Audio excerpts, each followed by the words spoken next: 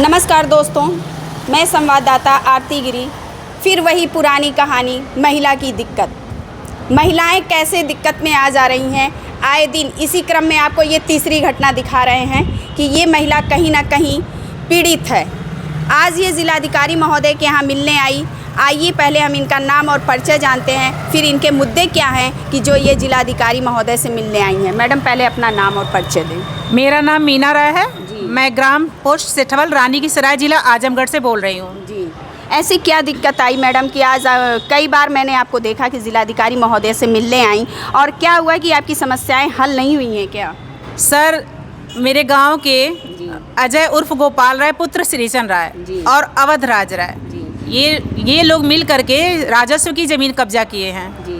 ये लोग आए दिन गांव में सबसे मार करते हैं। किसी के घर में भी घुस के मारे हैं, उसका वीडियो मैं देख चुकी हूँ। लेकिन गरीब जनता, कमज़ोर जनता आवाज़ नहीं उठा पा रही है, क्योंकि वो इतना मैं दौड़ रही हूँ। जिसके पास कुछ भी पैसे नहीं, वो कैसे दौड़ेगा? हर जगह तो पैसे ही लगते हैं। फ़ोटो कॉपी कराना, एप्लीकेशन देना, हर जगह लग रहा है। तो गरीब जनता घर में परेशान है, मार खा कर भी। वो वीडियो मैं देखी हूँ। लेकिन इस तरीके से आप मेरे चैनल के माध्यम से सत्ता में बैठे हुए लोग शायद देख रहे होंगे कि लोग कहते हैं कि अब दलित दलित नहीं रह गया, गरीब गरीब नहीं रह गया। लेकिन आखिर ये समस्याएं आ कहाँ से रही हैं कि वो दलित हमारा परेशान है, वो गरीब हमारा परेशान है। इन्होंने जो भी बातें कही कि मेन मुद्दा है पैसा। अगर इंसान के पास पैसे नहीं रहेंगे तो वो कैसे कोर्ट जाएगा, कैसे वो थाने पे जाएगा, कैसे वो उच्च अधिकारियों के पास जाएगा, कैसे अपनी समस्याओं को इनके सामने रखेगा। आइए और भी बहुत कुछ ये मैडम के द्वारा सुनने को मिलेगा। तो सर, मैं राजस्व की ज़मीन पे जो कब्जा ये किए हैं अजय उर्फ गोपाल राय, पुत्र श्रीचंद राय और अवध राज राय, पुत्र दिवाकर राय, और उनके दो नाती अमित और आनंद राय, ये लोग राजस्व की ज़मीन कम से कम 3 से 4 बीघे कब्जा किए हैं। जिसमें 2 से 2.5 बीघे ज़मीन बगीचा है। बाकी 5 बीघे पोखरे की ज़मीन पे ये घर बनवाए हैं। और कुछ ज़मीन जो ऐसी है जिस पे चक्रोड है और अन्य चीज़ें, उस पे ये कब्जा किए हुए हैं। जो ये ज़मीन आप बता रही हैं मैडम, ये किस जगह पर स्थित है? मेरे ग्राम पोस्ट सेठवल, रानी की सराय, जिला आजमगढ़। मेरे घर से करीब 50 से 100 कड़ी के आसपास में होगा दूरी पे। तो आप मेरे चैनल के माध्यम से देख रहे हैं, ये ज़्यादा दूर की बात नहीं है। सेठवल निज़ामाबाद के पास पड़ता है, उसी के करीब की बात है। क्या वहाँ चौकी नहीं है? क्या वहाँ थाना नहीं है? क्या वहाँ आपका और भी विभाग नहीं है जो इस पर एक्शन नहीं ले रहा है? राजस्व की चीज़ें, दूसरी नहीं, अपनी तो अपनी, दूसरे की तो दूसरे की, सरकार की चीज़ों पर भी किस तरीके से लोग दबंग होकर के कब्जा कर रहे हैं। आइए और बहुत कुछ सुनने को मिलेगा मैडम के द्वारा। मैं जब उस पर एप्लीकेशन डाली तो यहाँ अधिकारी जी बोले, डीएम अधिकारी जो आदेश दिए, 5 लोगों की टीम गठित किए। उसमें लेखपाल, कानगो और लोग थे 5 लोग। 5 लोग मार्च में जा कर के इनका नपैया करवाए, और उस पर केवल 10 कड़ी दिखाए हैं। 4 एयर यानी 10 कड़ी ही दिखाए हैं। तो इसलिए मैं दोबारा एप्लीकेशन लेखपाल के खिलाफ उठाई हूँ।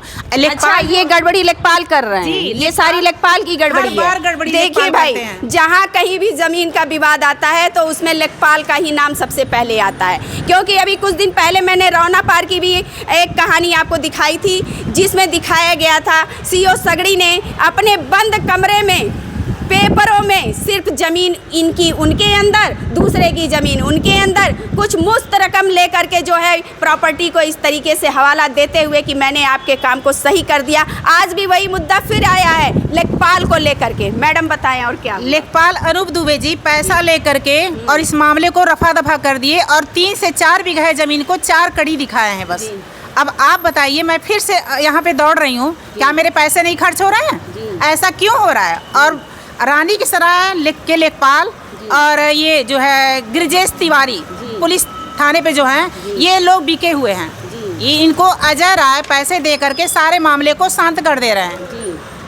तो इस तरीके से ये ज़मीनी स्तर का मामला चल रहा है। सरकार में बैठे हुए लोग, उच्च अधिकारी ऊपर से कहते हैं कि जाइए आपका काम हो जाएगा, आख्या लगा करके पेपरों में दे देते हैं। जब ऊपर से रिपोर्ट मांगी जाती है तो नीचे से बोला जाता है सर सारा काम सही है। लेकिन वो काम कहाँ तक सही है शायद वो व्यक्ति जानता होगा जो दलित, कुचला और गरीब वर्ग है। अब वो बड़े लोगों के पास कैसे जाए? जब उसके पास रकम रहेगी नहीं तो वो जाएगा कैसे?